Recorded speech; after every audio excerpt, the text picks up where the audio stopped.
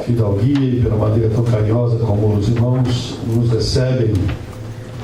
Abre a sua Bíblia comigo, por favor. Livro de Daniel, capítulo de número 2.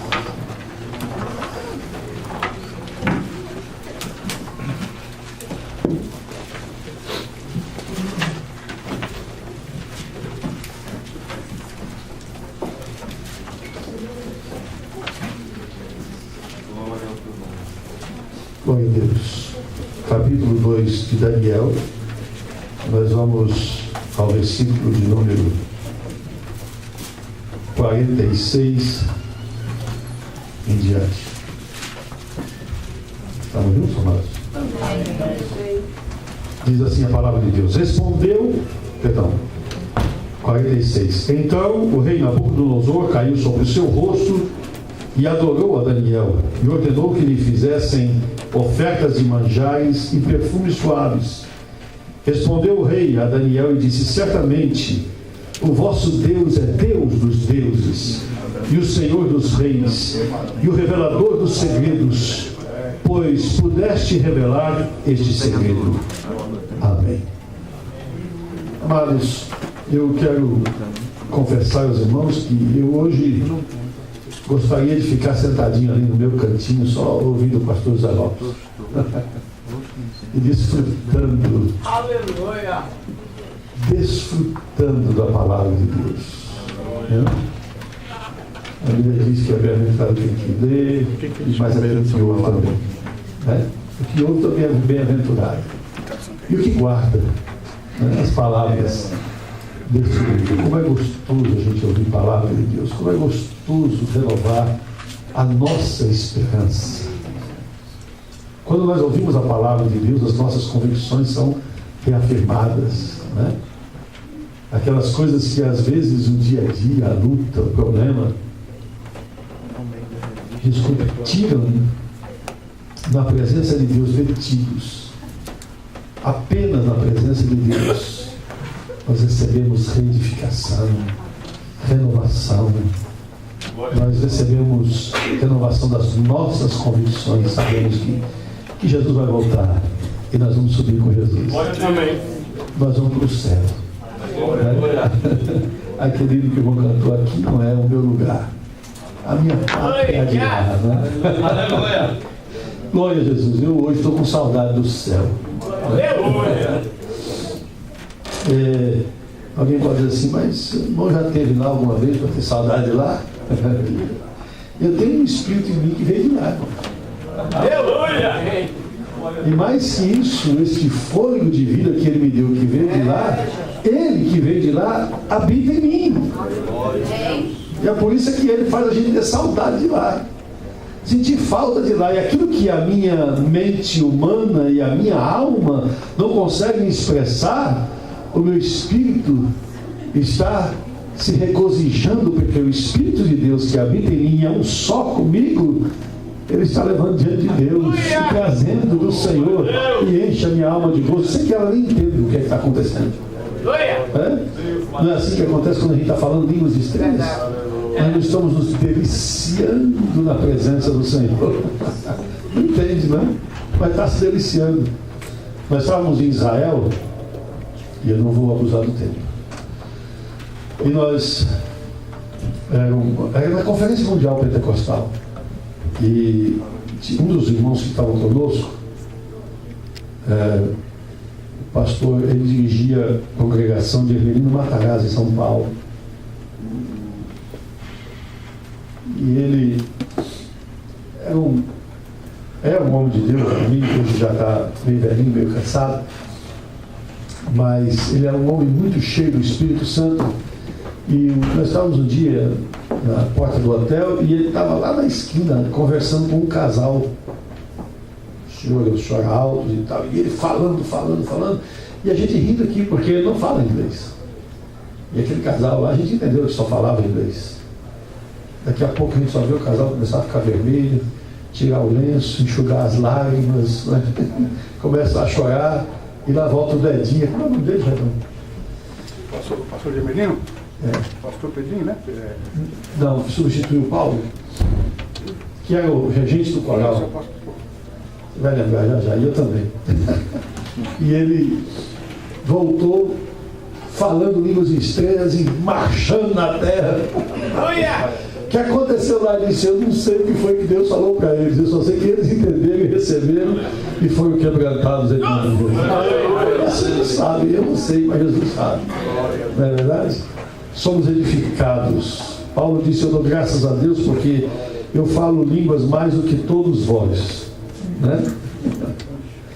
Glória a Jesus. E isso, irmãos, é uma bênção para o nosso coração, pararmos na presença de Deus. Desculpe, às vezes eu falo alguma coisa que parece um pouco infantil, e eu sou muitas vezes um pouco infantil, irmãos. Não neófito, mas infantil. Nem que eu quisesse ser neófito, eu nasci em casa de pastor. Como é que eu vou ser neófito?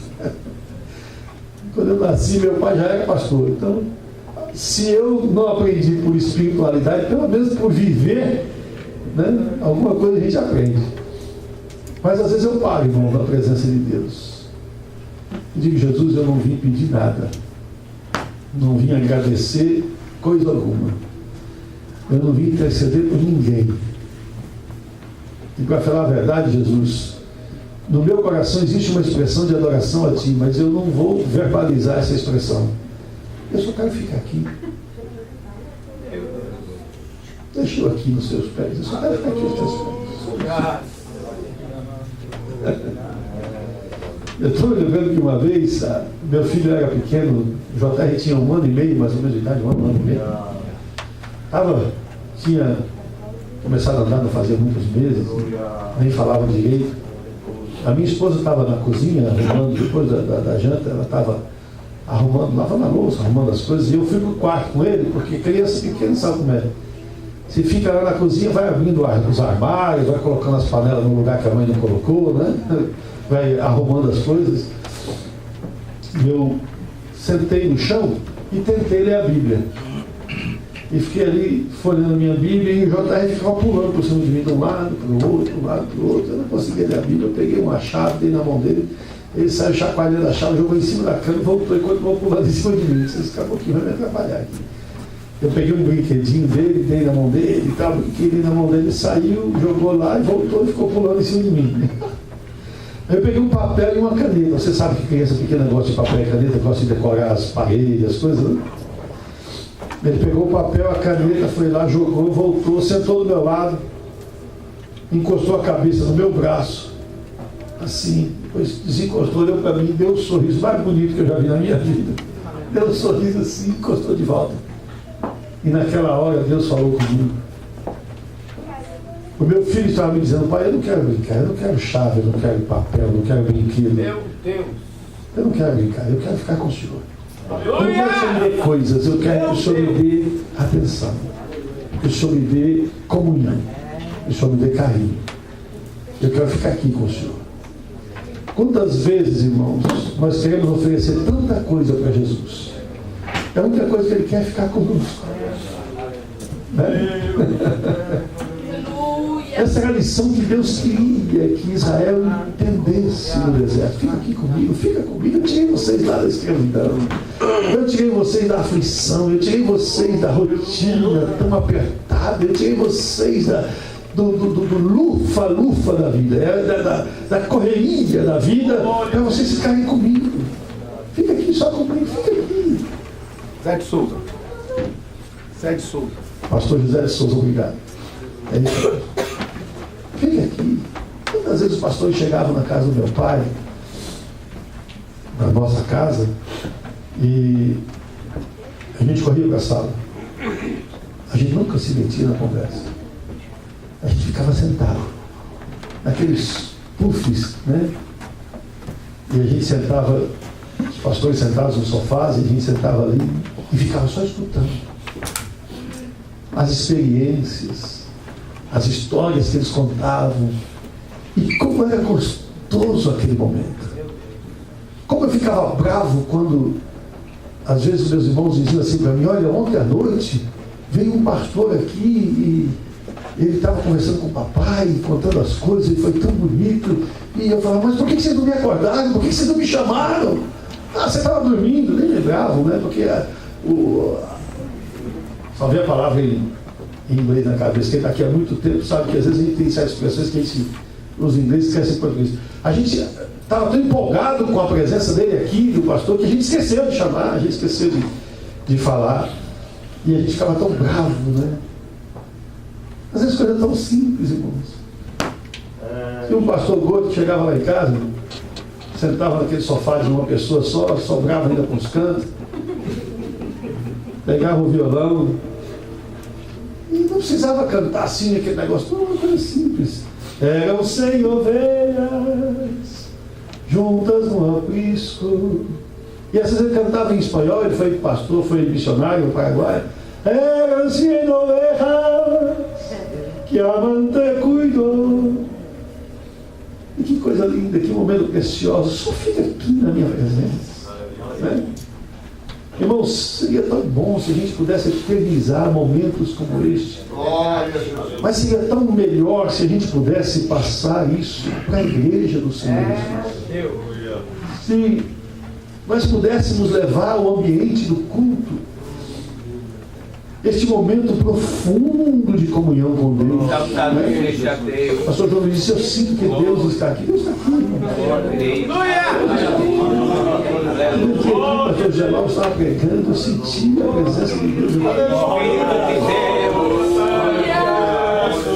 Seria tão mais excelente que, se além de nós sentirmos essa doce, gloriosa presença de Deus, e pudéssemos passar isso para a igreja, que nós pudéssemos ensinar a igreja a forjar momentos como esse.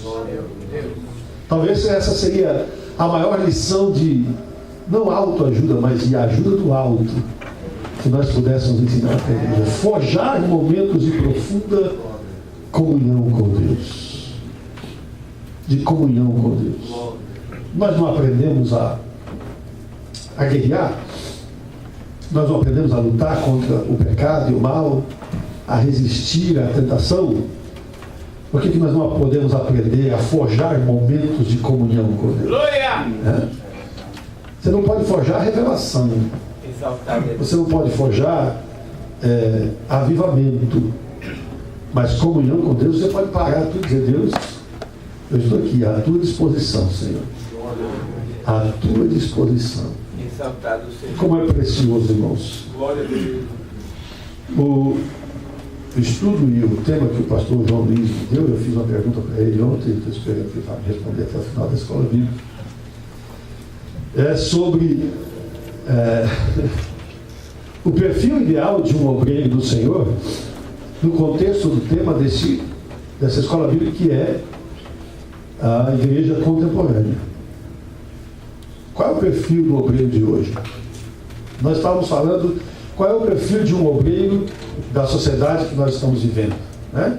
O perfil de um obreiro da sociedade que nós estamos vivendo, irmãos, é bem diferente daquilo que nós, da antiga pleia, nós que ainda andamos de paletó e gravata, nós que ainda cantamos hinos da harpa, nós que ainda temos círculo de oração da igreja, nós que ainda buscamos batismo no Espírito Santo e pedimos ardente, fervente, desesperadamente a Deus que distribua os seus dons na igreja, que manifeste a sua presença, a sua glória com milagres, com maravilhas no nosso meio, não é? Mas nós não somos o perfil que o mundo conhece de pastor hoje em dia. O perfil de pastores que o mundo conhece hoje em dia é aquele que nós não conseguimos mostrar aqui ontem no computador, no Windows 286 aqui do pastor João Luiz.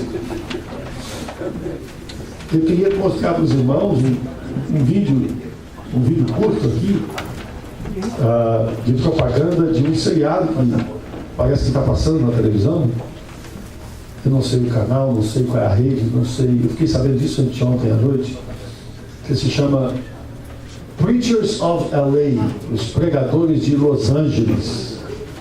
São vários pregadores e pastores que são de muito sucesso, homens ricos.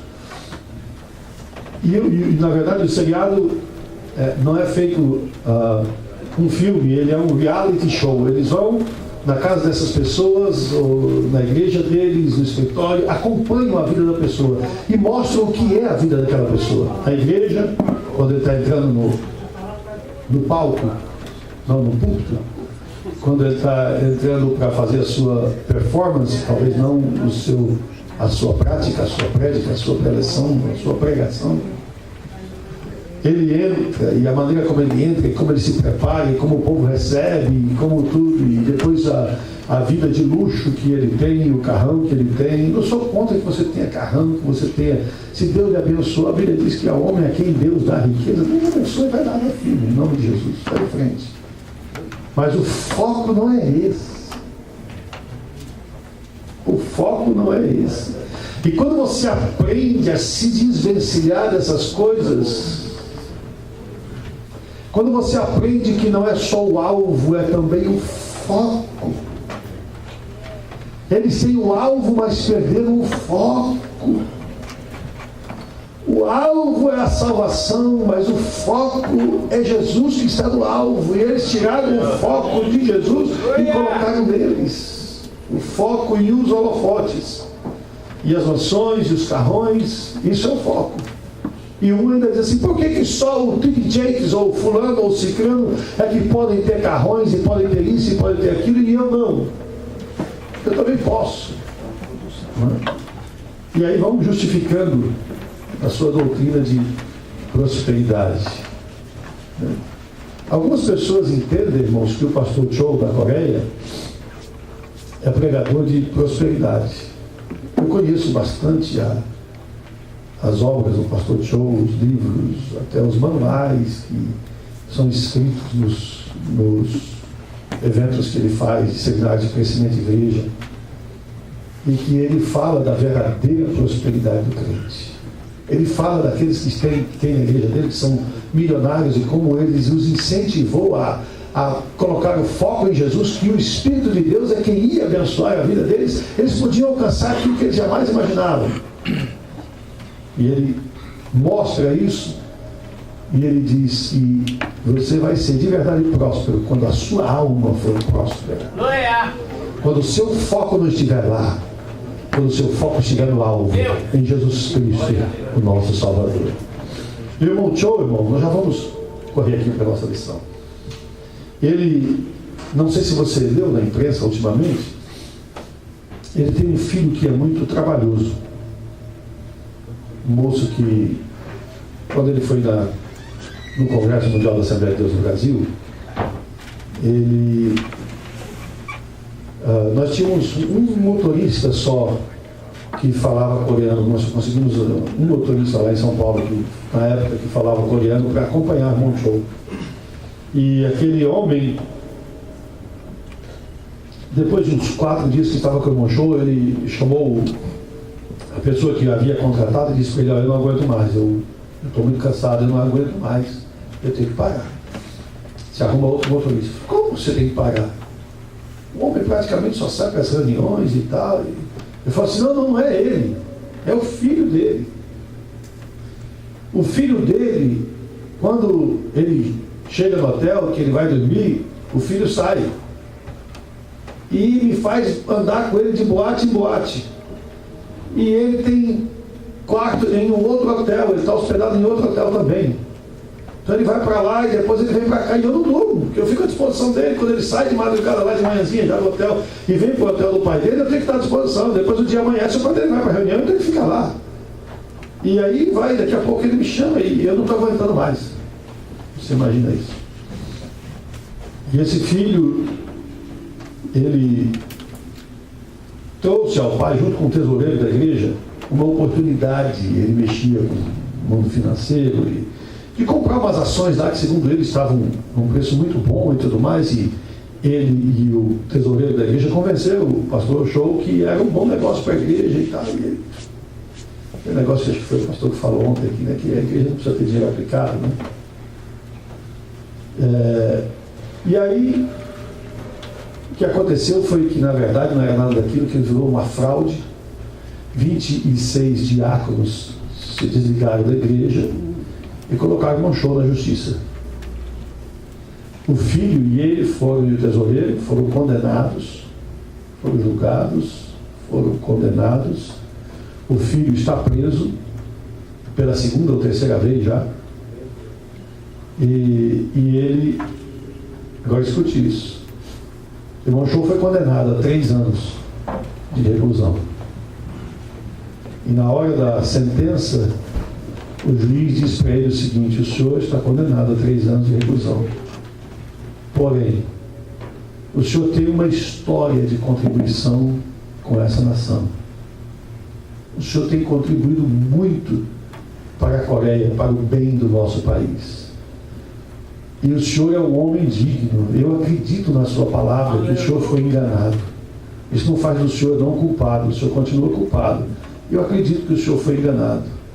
Ele disse para ele: e além disso, eu tenho provas de que o senhor não se locupletou, que o senhor não foi favorecido nessa negociata. Porque a única coisa que o senhor tem é um lugar onde o senhor mora, e nem é seu. O senhor mora num apartamento que fica no prédio da igreja, é onde ele mora, num apartamento dentro da igreja. Então o senhor não tem nada. Então o senhor não vai ficar preso, o senhor continua fazendo o seu trabalho. Verdade. Meu Deus. Glória a Deus. Oh, aleluia. Foco. Meu Deus. Mora num apartamento da igreja. O último andar do prédio da igreja é o apartamento dele, né? E 5 horas da manhã está na oração, e o povo se atropelando, correndo debaixo da neve para entrar na igreja para orar. Aleluia! Pode ter um perfil mais ideal para um obreiro do Senhor do que desafiar o povo de Deus a sair de casa, estar às 5 horas da manhã debaixo de neve na igreja, em oração. E você entrevista uma daquelas pessoas assim: por que você vem para cá às 5 da manhã? Você tem muita gente que levanta às 5 da manhã para trabalhar e ganhar dinheiro. Você acha que eu vou sair levantar para trabalhar e ganhar dinheiro antes de vir na presença do meu Deus? Do meu Senhor? É aqui que é a fonte da minha riqueza, aqui é a fonte do meu dinheiro.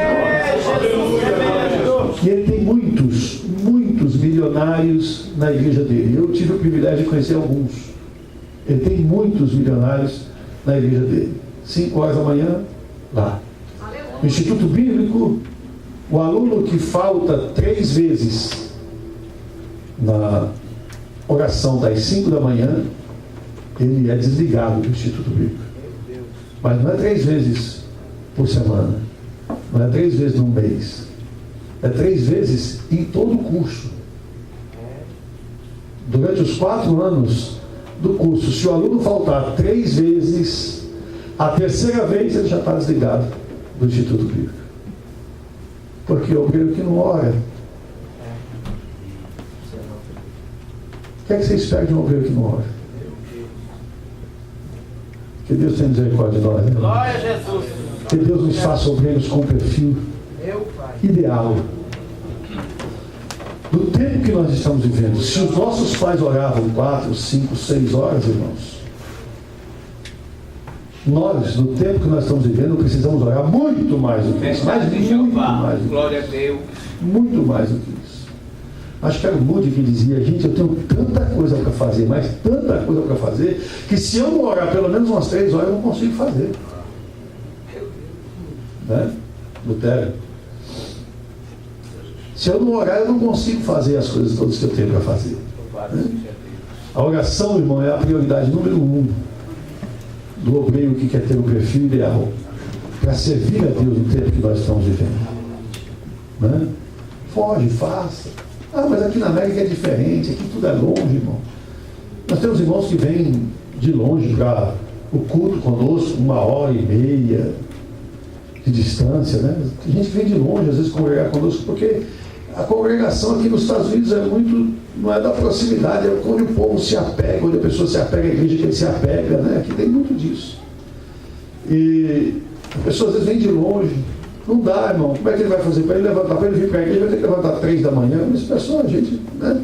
Não vai dar certo esse negócio. Não. Pode fazer um tempo, mas não dá certo. Irmãos, Deus inventou uma tal de uma internet. Essa tal de internet resolve tanta coisa para nós, irmão. Agora nós estamos tendo um seminário hoje na igreja, de um grupo de irmãos que veio do Brasil, para ensinar para os nossos irmãos, aqueles que quiseram aprender, a evangelizar em hospitais, em casas de repouso, em cadeias, em vários lugares, com o caráter de um palhaço. Você, às vezes, chega no hospital com a Bíblia na mão, a pessoa do lado, você vai entrando no quarto e diz, não quero. Mas o palhaço chega, para na porta, faz assim, ó. Fica olhando para o moribundo e ele já começa a dar risada. Posso entrar? E vai lá no pé da cama e faz brincadeira e não sei o que, e começa daqui a pouquinho, está falando de Jesus, a pessoa está chorando, aceitando Jesus como seu Salvador. E a gente pode acompanhar pela internet aqui, se desse para fazer no computador. Pela internet você pode acompanhar de qualquer lugar. Às 5 horas da manhã, todos os dias, nós estamos juntos, pela internet, orando, buscando a Deus, com a igreja do Senhor Jesus. Lá da minha casa eu entro, os pastores entram, o pastor Davi está aqui também, entra toda manhã, às 5 da manhã. Nós estamos juntos e entramos, cada um da nossa casa, as pessoas estão na internet nos vendo, nos ouvindo, participando, falando, fazendo pedido de oração, e aí vamos. Nós temos um relógio de oração, irmãos, que fazemos todos os anos, que vai do Havaí até a Austrália. Nós temos pessoas lá no Havaí que estão orando conosco, o pastor Luiz Henrique, os irmãos, e os irmãos lá da Austrália. Ou seja, nós cobrimos as 24 horas do dia em algum lugar do mundo. Agora tem alguém orando. Amém. Pelos propósitos da igreja, pelo propósito da obra de Deus. Amanhã nós estamos disparando a nossa segunda campanha de jejum e oração do ano. Até o final do mês de novembro. É uma campanha de jejum e oração, consagração ao Senhor nosso Deus, e nós chegamos no Thanksgiving, no dia de ação de graças, oferecendo a Deus a nossa campanha de jejum e oração, em gratidão a Deus, por tudo que Ele tem feito por nós. E não é só isso, não é só oração e jejum não. Nós orientamos o povo que nesse período coloque à parte alguma coisa, para oferecer ao Senhor como oferta no dia do Thanksgiving. A maioria de nós na igreja dá a sua maior oferta na igreja no dia do Thanksgiving, no dia de ação de graças. A nossa maior oferta do ano é dada no dia de ação de graças. Mesmo aquelas pessoas, aquelas famílias que eles não têm tanto, eles vão juntando para naquele dia, e junto com as famílias, nós oferecemos juntos em família e oramos pelas famílias da igreja, em nome de Jesus, para que a bênção de Deus esteja sobre o povo de Deus, em nome de Jesus. E com tudo isso não é fácil. Porque aqui nos Estados Unidos até o diabo é endemoniado, né?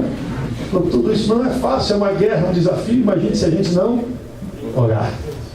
Por isso, irmãos, eu entendo que o obreiro ideal tem que ter algumas coisas que ele tem que observar, algumas qualidades, tem que ter alguns parâmetros que nós precisamos observar. A vida é feita de balizamentos, de parâmetros. A palavra de Deus, ela nos ensina o caminho do céu e nos diz onde é a rota que nós temos que andar, a rodovia que nós temos que andar, sem nos desviarmos nem para a direita nem para a esquerda, nem para um lado nem para o outro. É ali, ó, você vai aqui que vai dar certo, não é? Algumas coisas que você tem que observar na rota, as faixas que você tem, às vezes você está mais para a direita, às vezes você está mais para a esquerda, não é? Às vezes você está muito devagar. O meu filho, irmãos, ele é muito precipitado no volante. Ele estava indo um dia lá para Fort Myers e o guarda parou. E o guarda disse assim para ele: você sabe qual é a velocidade dessa rodovia? Ele disse: eu acho que é 70 milhas, não é? Ele falou: 70 milhas. Você sabe a velocidade que você estava? Ele disse: olha, se eu estava acima disso, eu acho que não era muito, não. Sei lá, umas 2, 3 milhas. Será que eu estava tão rápido assim? Ele disse: não, você estava a 40 milhas, eu vou te multar agora porque você estava devagar demais. Ele multou. Você vai causar um acidente andando devagar desse jeito. Ele estava com os jovens da igreja dentro do carro, conversando, falando das coisas de Deus, e alegre e tal, e ele distraído, irmão, devagar. Ele é assim, né? Cabeça meio no mundo da lua, né? A rota é assim, às vezes você está meio devagar, e o Espírito de Deus precisa chegar e cutucar vocês. Você pode ser multado por estar devagar demais, sabia disso? Olha, também não vai depressa demais não, porque tem a velocidade certa, eu vou dizer para você. E olha, tem outra coisa, cada trecho da estrada é uma velocidade diferente. Amém. Tem um pedaço que você tem que ir a 35, outro pedaço você tem que ir a 70, outro pedaço você tem que ir a 65, e cada pedaço é diferente do outro, você tem que saber, conhecer o momento que você está vivendo. Se você não orar, você não sabe. Se você não tiver comunhão com o Espírito Santo, você não sabe, você não conhece. Então existem parâmetros que nós temos que observar. Nós falamos ontem, amados, de algumas qualidades que Deus colocou em Israel para desenvolver. Se você se lembra, nós falamos ontem que Israel tinha que entender que tinha que ser humilde. Lembra? O crente tem que ser humilde, o obreiro dos nossos dias tem que ser humilde. Gente, nós estamos vivendo um tempo que tem pastores, irmãos, que quando o povo lá fora, especialmente os crentes, os não crentes, quando eles veem esses homens, esses pastores pedantes, irmãos. Vamos falar aqui entre nós, só estamos nós aqui. Eu cheguei num país, irmão, e o pastor presidente da convenção daquele país, por causa da amizade, liberdade, disse: ei, Joel, Brasil, um dos países mais grandes do mundo. Tudo no Brasil é grande, né? Igreja grande, né? O Brasil tem igreja grande, Assembleia de Deus grande, igreja grande, pastores grandes, orgulho grande também. E eu tive que ouvir aquilo ali e ficar calado, porque na hora que ele falou aquilo ali, eu me lembrei que talvez ele pudesse ter ido na igreja do pastor, e talvez fizeram uma escala para ele, depois ele visitou a igreja do pastor. Ou quem sabe ele ligou a televisão e assistiu um programa do pastor. E não adianta eu querer ter espírito de corpo e dizer: não, que é isso? Você não pode falar do meu país, você não pode falar. Então, seria talvez justificar você fazer isso. Mas ele está falando sério, está falando verdade. Ele está certo. Tem pastor que quando chega perto da gente parece que dá náusea. Cara, nojento. Desculpa, irmão, não estou aqui metendo pau em pastor. Eu estou falando com pastores aqui entre nós. Aleluia! Né? As irmãs aí nos desculpem, vocês são mulheres e pastores. E bênção de Deus. Tempo de pastor, celebridade, cantor, artista, irmão. E quando é pastor e cantor, é pior ainda. Vai bater lá no Havaí, irmão. Se não for para o Havaí, vai lá para Massachusetts. Pode cantar em espanhol, em português, sei lá o que for. É a segunda vez, né, Razi? Nem de outro, né, Razi? Então, irmãos, humildade, simplicidade, não precisa dessas coisas. Irmão, eu fui numa igreja lá no interior de um estado, lá no norte do Brasil. Uma cidade que eu ouvia falar tanto, quando eu cheguei lá, fiquei tão decepcionado, diferente, mas a igreja linda, igreja enorme, linda.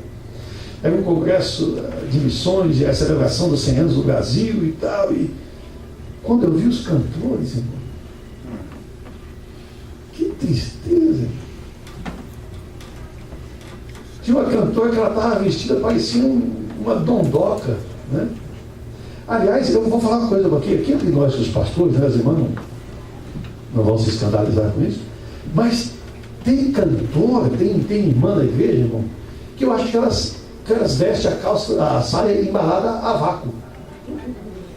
Porque eu não sei como é que consegue andar com aquela roupa. Acho que na hora de tirar a roupa tem que furar para poder sair da festa. Aí chega, né? Aí sai o quê? Cheio de babado para tudo que é lado e tal. E ela está aqui se arrumando e não sei o quê. E tá, e eu estou só filmando. Pastor gosta de observar a igreja, não gosta? Então eu vejo tudo, irmão, tudo que você imaginar. E estou olhando o jeitinho dela lá. Jesus, glória a Deus, mas nem se desse uma nota de $100 na mão dela, não dava um glória a Deus. Só se comprasse um CD. Aí, quando ela veio cantar, meu irmão, quando chegou a hora da minha apresentação, Eu nunca vi uma pessoa tão espiritual na minha vida. E gritando e fazendo o povo gritar, e glória a Deus, irmão, dá não sei o quê.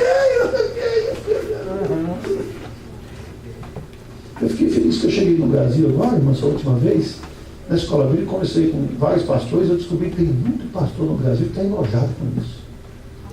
Está cansado disso. Né? Que já não convida mais esse povo para cantar, nem para pregar, porque já está enojado, não precisa. Irmão, chama o Luiz Henrique para cantar. Não aquele do Havaí, aquele vaidoso. Aquele lá de New Jersey, né? De Newark. Eu estou brincando com o pastor Luiz Henrique, que a nossa amizade é antiga. Desde o tempo que ele acabou com a igreja de Dallas lá, tive que mandar ele para lá. Vendo o jeito que ele falou, não tem crente aí, rapaz, não tem mais não, pastor, está na hora de eu sair. Eu falei, então tá bom, vou socorrer aí.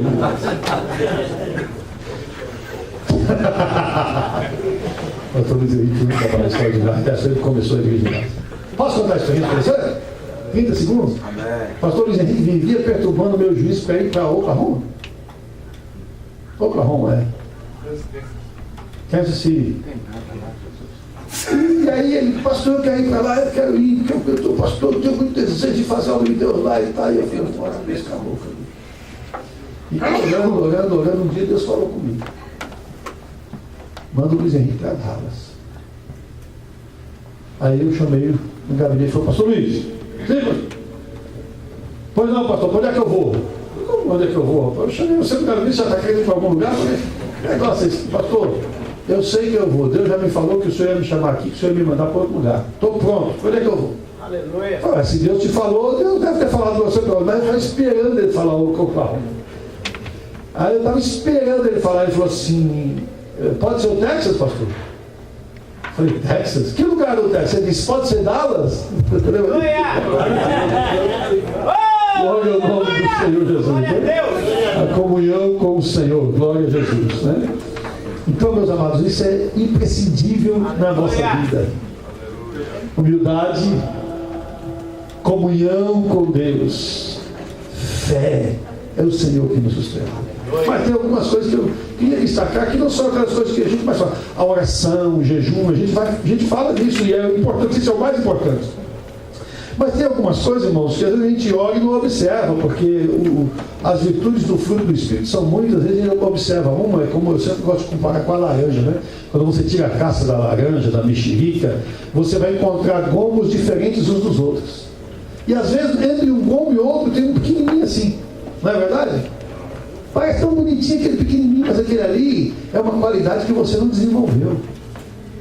Ele precisava ter crescido igual aos outros, e uns sempre são maiores do que os outros, nenhum deles tem o mesmo tamanho, sempre um é diferente do outro, e alguma coisa é diferente do outro. Assim são as qualidades que nós desenvolvemos do fruto do Espírito, que se tornam virtudes, as virtudes do fruto do Espírito na nossa vida, que nós temos que desenvolver. Existem algumas coisas que nós precisamos desenvolver no nosso ministério, e uma delas nós falamos ontem, que há a resistência, né? Daniel e os seus companheiros resistiram ao manjar do rei.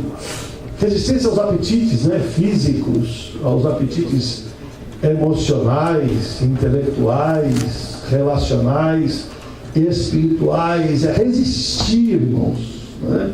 Nós falamos de quantas vezes por dia nós vulnerabilizamos a nossa vida espiritual por falta de controle nos nossos apetites. Não é? Comer mais do que eu que devia, beber mais do que eu que devia beber. Estou falando no sentido de beber água, açúcar, essas coisas. Né? Porque eu não vou nem entrar nesse assunto de bebida alcoólica aqui para não tocar na ferida de ninguém. Né? Vamos para frente. E quantas vezes, o pastor não bebe, né? Graças a Deus. Deus me perdoe o caminho de algum meio.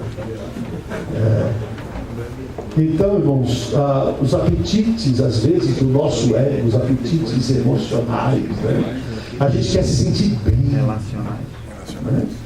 A gente quer ser ovacionado. Quando fala o nosso nome. E aí, às vezes, a falsa modéstia. Né? A falsa santidade. Quem sou eu, por favor? Mas falou meu nome, eu já fiquei cheio. Ele colocou no primeiro da lista, minha foto está lá no cartaz. Né? São apetites que nós temos que controlar como obreiros. Como obreiros, né? Às vezes a gente chega no lugar, o pessoal está brigando para pregar e tal. Quando na verdade você devia abrir, eu abro, meu irmão. Em nome de Jesus, eu abro. Os irmãos sabem disso. Muitas vezes fala, não, eu não preciso pregar. Tem tanta gente, olha, nas nossas escolas bíblicas na Flórida, no Conad, você já me viu pregando no Conad? É o maior evento que nós temos nos Estados Unidos. Eu não prego. Por quê? Tem tanto irmão abençoado no nosso país e outros que vêm de fora que pregam e pregam muito melhor do que eu. Deixa de pregar, irmão. Para que ficar disputando isso? É tão gostoso a gente receber, ouvir. Nós somos tão abençoados. Cada Conad tem sido melhor do que o outro. É verdade? Cada um tem sido melhor do que o outro. Cada um melhor do que o outro. E o próximo vai ser melhor ainda, em nome de Jesus. Se Deus quiser. Sabe qual é o segredo? É que o Conad é para Deus. O Conad não é para nós, o Conad é para Deus, em nome de Jesus. Nós precisamos resistir a esses apetites, irmãos, da nossa vaidade, da emocionalidade, não é verdade?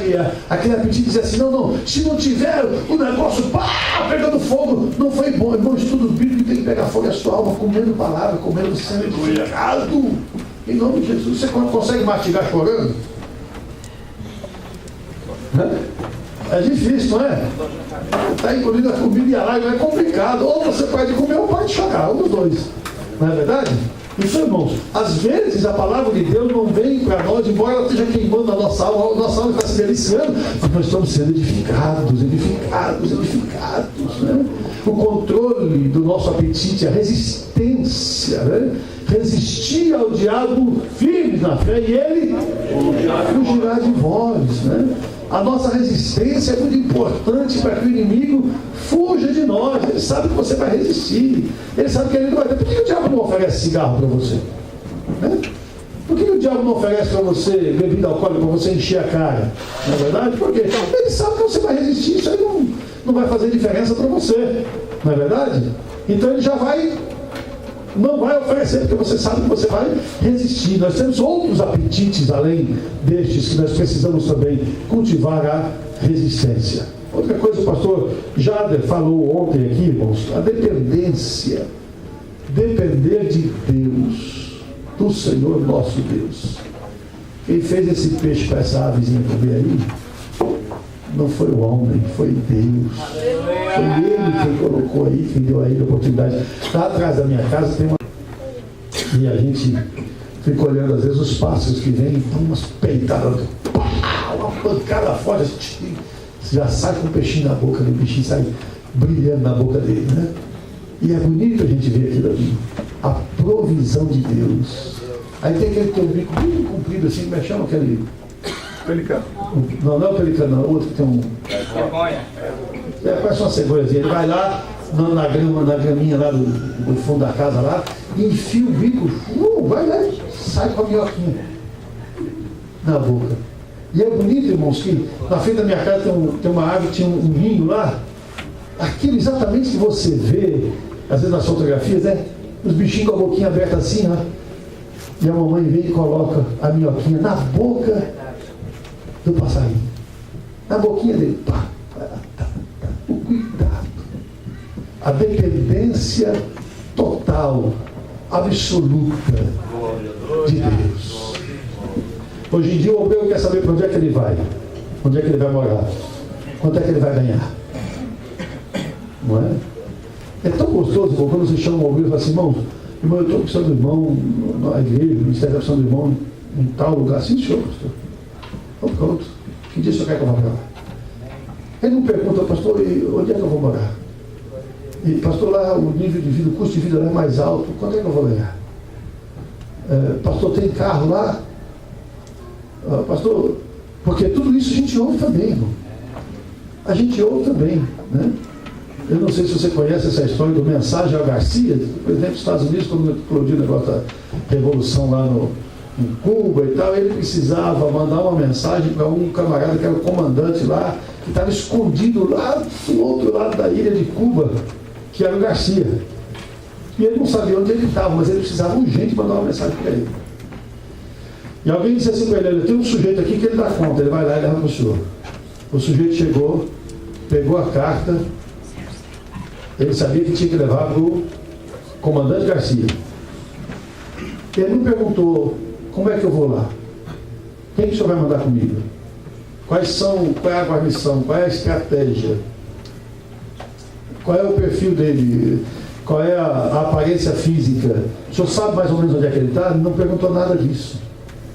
Ele pegou a carta, se ele colocou num saco plástico, se ele foi nadando, como ele foi, ninguém sabe. Ele se aportou na ilha, atravessou a ilha a pé para o outro lado. Como ele conseguiu fazer, ninguém sabe. Como ele conseguiu fugir dos olhos da guarnição, ninguém sabe. O que se sabe é que a mensagem chegou lá no Garcia. Você pede para o obreiro fazer uma coisa hoje, ele fala assim: mas pastor, como é que vai ser isso aí? Como é que eu vou? Pastor, eu vou, o avião, eu vou ficar lá no hotel, ou como é que vai ser? Pastor, isso aqui como é que vai fazer? Como é que, né? A gente tem até uma brincadeira lá no escritório, e de vez em quando a gente pede alguma coisa para o pessoal: pastor, mas isso aqui como é que faz? Eu falo: pergunta para o Garcia. E quando você chegar no Garcia, já está resolvendo o problema. Né? Pergunta para o Garcia. Nós, amados irmãos, às vezes dependemos dos outros. Estamos como o coxo na porta do templo, dependendo dos outros. Aliás, mãe aí, ó, me ajuda aqui. Eu preciso, meu irmão, dependa de Jesus. Aleluia. Glória. Você foi chamado para fazer a obra de Deus pela fé? Dependa de Jesus, irmão. Você, pastor, você está falando isso aí, mas você é filho do pastor Delete. Você deve ter um bom salário, tem, graças a Deus. Você está falando isso aí porque você talvez nunca passou necessidade, não. Aí você está enganado. Essa lição eu já aprendi também. Eu não estou lhe dando nenhuma receita de nenhum remédio que eu nunca tomei. Eu já tomei. Eu já passei por aí. E já aprendi a depender do Senhor. Aleluia! Já aprendi a depender de Deus. E nós precisamos depender de Deus. Quando Daniel ficou sabendo que ele ia morrer por causa do sonho do rei, você se lembra no capítulo 2 de Daniel, ele não dependeu da influência dele, nem nada. Não, peraí, vamos conversar com o rei. Ele simplesmente, como um bom nordestino, eu acho que ele era lá das Alagoas, ele disse assim: para que esse aperreio todo do rei? Fala: te apacenta aí, não se aperreie, que eu vou orar. Aqui ainda tem gente que ora, eu vou orar. Aleluia. Eu vou falar com Deus e Deus vai dar a direção. Deus vai falar. Aleluia. Dependendo de Deus. Fala: será que não tem um jeitinho aí e tal? Não dá. Não. Deus, fala para o rei esperar, porque eu vou falar com Deus. Esse Daniel era tímido, não é? Não é. Ele era ousado, né? Ele era ousado, não é? Fala para o rei que não queremos comer a comida dele. Depois fala para o rei esperar aí. Segura aí a sentença. Não é para cumprir agora não, porque eu vou orar primeiro, né? Quem ora tem autoridade que Deus dá, irmão. Tem autoridade de Deus na vida, não é? Daniel tinha chegado a um ponto da vida dele, irmãos, que ele tinha que aprender que o que era o verdadeiro recurso da vida, a fonte da verdadeira sabedoria, não é, irmãos? E é assim, meus amados, que às vezes as pessoas estão tão dependentes. Você já esqueceu o celular em casa alguma vez? Não é? Já esqueceu o almoço atrasou, irmão? Se o senhor dá alguma coisa para esse povo para distrair, pode trazer as bags de soro aí, porque tem gente que não comeu nada hoje, vai começar a trabalhar. Então, irmão, tem gente que depende. Eu estava falando: você esqueceu o celular em casa? Como é que a gente conseguiu viver sem celular? Alguns anos atrás, você lembra? Eu sempre gosto de lembrar isso. Você lembra quando eu sei que os mais jovens, o pastor Jade, o pastor Washington, não vão lembrar disso, né? Mas o pastor Manuel, o pastor João Luiz, eles vão lembrar. Né? E eu, o pastor Vomar, né, que já cabecinha branca, vai lembrar. Né? Lembra quando nós usamos o telefone pela primeira vez? Lembra quando o telefone chegava aí? Quem tinha telefone era rico, lembra disso? Né? A primeira vez que a gente falava no telefone, falava com vergonha. Aí estava todo mundo olhando para você, que você estava falando no telefone. Mesmo assim, era na casa de um vizinho rico. E era por causa de uma urgência. Alguém estava morrendo, alguma coisa assim. Alô? É? Lembra disso? Hoje em dia você está dirigindo e passando texto de mensagem. Está dirigindo e está passando text message, né? E tomando multa. Fala no telefone, fazendo não sei o que e tudo mais e tal. Aí você esquece, meu Deus, não tinha tanto retorno para dar, meu Jesus. Meu Deus, eu precisava falar com essa pessoa, eu precisava falar com aquela. E antigamente, quando você ia de ônibus, não tinha celular, não tinha nada. Você precisava falar com fulano, com ciclano, com beltrano. Mas você esperava chegar lá, não é? E quando chegasse lá, se tivesse telefone, você ia falar. Senão você ia esperar a hora de... Ou seja, como é que a gente vivia sem celular, irmão? Vou lhe dizer, vivia melhor. É verdade. Né? A vida tinha mais qualidade, a gente era menos ocupado, mas hoje a gente depende dessas coisas. Se você morar na Flórida e você não tiver um carro, você está literalmente no sal. Porque lá não tem ônibus, mas o ônibus vai passar de 3 em 3 horas, de 4 em 4 horas, talvez 2, 3 vezes por dia. Vai passar o ônibus, não tem ônibus. Você vai depender de ligar para os irmãos, você pode dar carona para o culto, pode levar no seu ônibus, você pode levar para trabalhar, pode levar para... Porque você vai depender das pessoas. E olha só como nós dependemos. Nós ficamos dependentes das coisas. Não é? Quanta gente que para qualquer coisa liga para você porque diz, pastor, porque isso aqui... E tem gente que faz tempestade em copo d'água, não é verdade? Meu Deus do céu, pastor, eu recebi uma carta aqui, irmão, pelo amor de Deus, uma carta da corte aqui, olha, pastor, um negócio aqui tremendo, o que foi, irmão? Estão chamando, vai avisando que a Gávea Lice não chegou porque estava a data do nascimento errado lá. Vai lá, irmão, conserta isso aí, acabou. Não tem para que fazer uma coisa, mas a gente depende das pessoas para tudo. A gente não faz coisa alguma se alguém não fizer por ela. Não é? E no ministério, irmão, se não tiver um tecladista, se não tiver uma bateria, se não tiver, como é que eu vou começar uma igreja se não tem nada? Porque a música é importante, né, meu irmão? Toca essas cordas aqui. Quantas vezes, né? Quantos trabalhos e quantas coisas começaram sem absolutamente nada. Vai lá, toca. Toca as cordas vocais. Pastor, você vai imobiliar lá, pastor, como é que vai fazer? Não começa. Depois que você começar, o Senhor vai abençoar. Você vai lá e faz. Em nome de Jesus. Mas como é que faz? Pergunta para o Garcia, irmão. Né? Que é fascinante, irmãos, aqui Daniel, ele não confiava na sabedoria dele, nem nos conhecimentos, nas habilidades naturais dele, mas ele dependia de Deus para interpretar o sonho do rei. As pessoas estão muito dependentes, irmãos, de sistemas e de si mesmas. Quando o século XX começou, o humanismo estava ensinando o povo que o homem tinha resposta para tudo nele próprio. Que a resposta de qualquer coisa, de qualquer problema, estava no próprio homem. Que o homem era suficiente para resolver todos os seus problemas. Talvez ele não tivesse chegado lá ainda, mas só um pouco mais de trabalho, um pouco mais de pesquisa, um pouco mais de dedicação, e o homem conseguiria resolver todos os seus problemas. Essa mentalidade até que ajudou um pouco, porque as pessoas acabaram descobrindo a cura de muitas enfermidades, como a tuberculose e outras que não existiam, acabaram descobrindo, a indústria avançou, as coisas avançaram, né? No começo do século passado. E a coisa foi embora. Avançou bastante, né? O humanismo que foi implantado no coração do ser humano naquele tempo, dizia que o homem poderia achar resposta para qualquer coisa nele próprio, em si mesmo, ao ponto de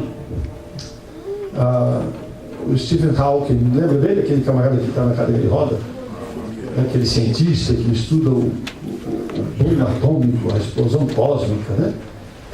Perguntaram para ele um dia: você ainda diz que Deus não existe? Você ainda é ateu, você diz que Deus não existe? Depois de estudar tudo que ele estudou, ele dizer que Deus não existe seria um absurdo, né? Ele disse: eu não digo que Deus não exista, eu só digo que nós não precisamos dele.